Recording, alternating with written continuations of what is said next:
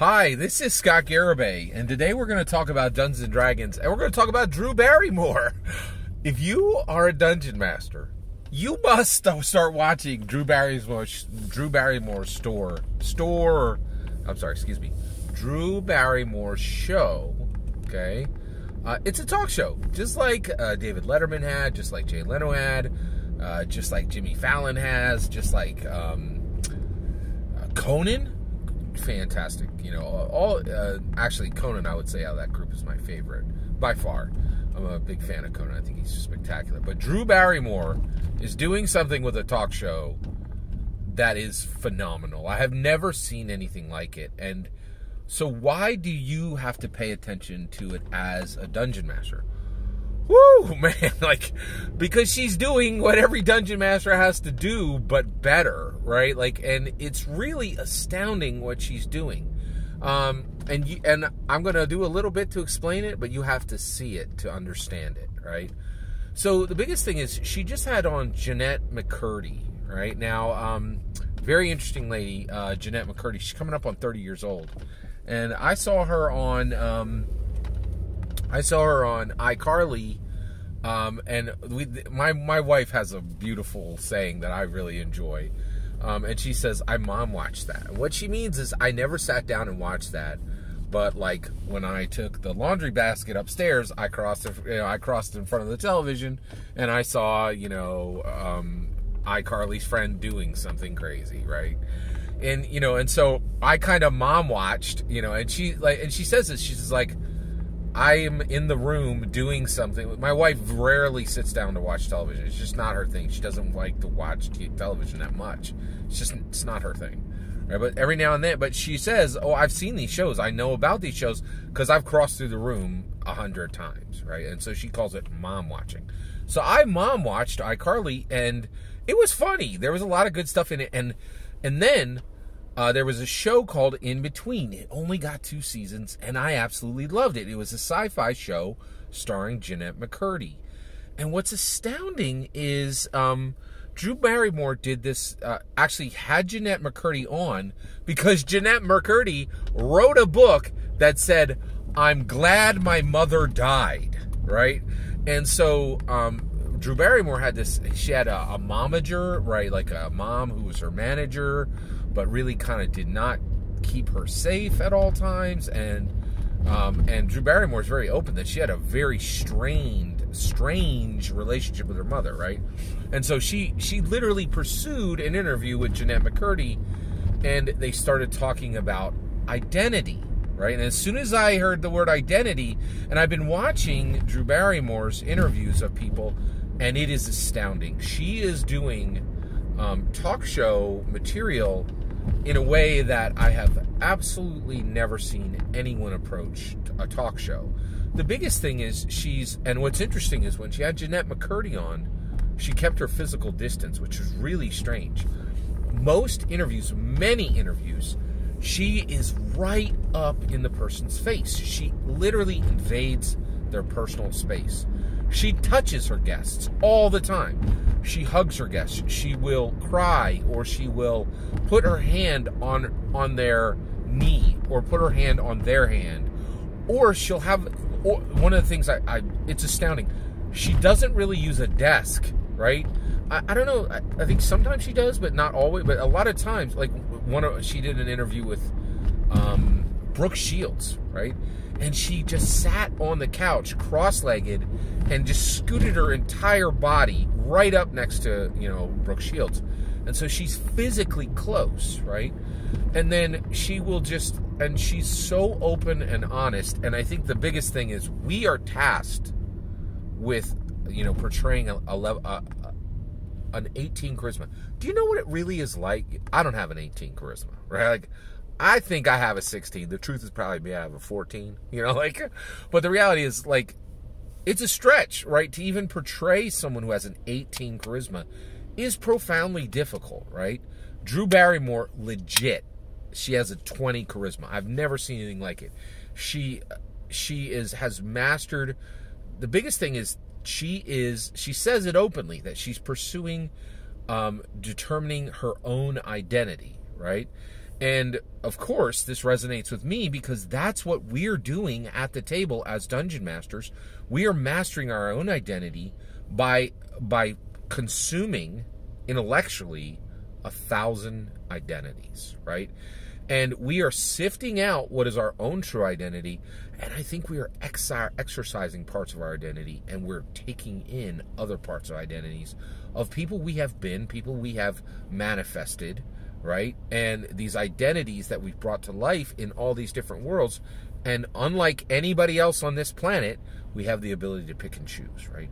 And just to be clear, I'm really fascinated with Hollywood because they are close to players, right? Because players have multiple player characters, actors have multiple identities. The difference is, in Hollywood, they don't get to do as much as we do. They don't, they can't cycle through television shows and movies as quickly as we can cycle through one-shots and story and shorter story arcs, right? So I actually think you're better off being a player, a Dungeons & Dragons player, than a Hollywood actor or actress. But I'm really fascinated by Drew Barrymore and her exploration and her delving into identity, right? And McCurdy talked about this too, about her finding her own identity. Now, what is different is I don't think we're finding our identity with Dungeons & Dragons. I think there's a little bit of that at the beginning, but I really think Dungeons & Dragons is an ability to forge an identity in a way that no human has ever been able to do that before. And we're at the inception of this, right? Like Dungeons & Dragons is going to be 300 years old or 3,000 years old, one of those two numbers. And I'm telling you, like, we're just at the start of this. But I truly believe Dungeons & Dragons is an identity forge, that we have the ability to cycle through all these identities and craft the identity we want, right? We can take parts of ourselves, lop them off, and kind of seal with orichalcum other parts into our identity. And it's truly unique. The other reason you need to... Hi, I'm Scott Garibay. I talk about Dungeons & Dragons in a way nobody on the planet does, because I believe something about Dungeons & Dragons that no one else on the planet believes, right? And I'm waiting for the first, and a lot of people are coming there saying, oh, Scott, I agree with some of what you're saying, but nobody believes what I believe about Dungeons & Dragons. I'm waiting for that day, right? And honestly, I may die before it manifests, and that's okay, because because I understand Gary Gygax, I know we can speak from the grave if we have a legacy, right? And I'll tell you right now, I think I'm building a legacy, right? And so, but one of the things you have to, if you're a Dungeon Master, you have to see this, right? So what is Drew Barrymore really doing with her talk show? It's just a talk show, right? I'll tell you right now, David Letterman, super funny, probably a jerk, right? Conan, probably a narcissist, right?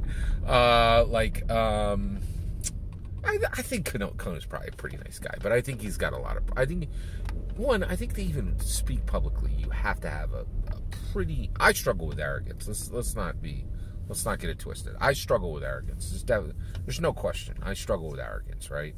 If you've been here long, you know that, right? So, but there's something truly special that you have to witness. So we Dungeon Master, right? And Drew Barrymore is doing something that literally 100 people have done. George Lopez and a million others. Ellen, just so many. Well, about 100. About 100 people have had real Chelsea Handler, real impacting Hassan Minaj, real impacting shows, right? But what's really, truly incredible about Drew Barrymore, when you see her, right, Lucy Liu, and there's a woman who played this rebel leader, this harsh rebel leader in Last of Us. She was on the second season of Why Women Kill. Incredible actress. She's dating John Ritter. I'm sorry I can't remember her name. She's one of my favorite actors. I really enjoy her. But I don't get to see her that often. She doesn't work in a lot of stuff, and she's kind of low-key, right?